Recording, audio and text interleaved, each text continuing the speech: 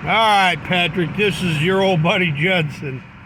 I noticed Bill Black's contributions to Bill Moyers, telling Bill Moyers about how nobody wanted to do any of the enforcement. And Elizabeth Warren was calling for enforcement, but nobody ever did any enforcement. And all the perpetrators were just let off the hook. Obama didn't do any. Bush didn't do any prosecuting. The Clintons were involved in it, for God's sakes. Donald Trump's just nothing but a waste of space, and Joe Biden never lifted a finger. Nobody wanted to do any enforcement. Now, I want to say something about 2008. I was involved in all this 20 years earlier when the land fraud schemes of the 70s and the 60s were coming to light in the 80s.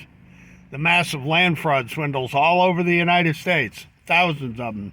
And yes, millions of people got suckered in those too, and nobody did any enforcement worth a damn. They just kept right on going until the markets imploded and the markets crashed in 2006, 7, and 8.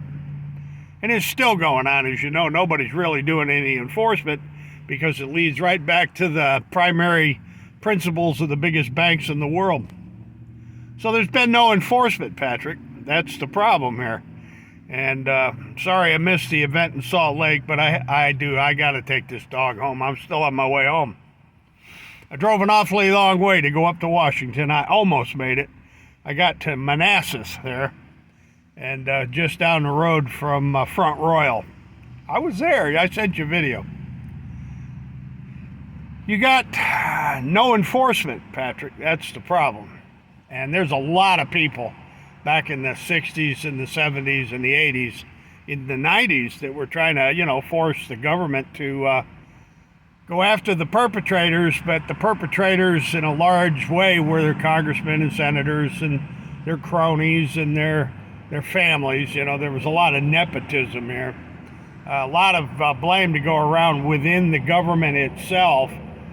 And they covered it up. They whitewashed it, and they let them all skate. They all got off the hook.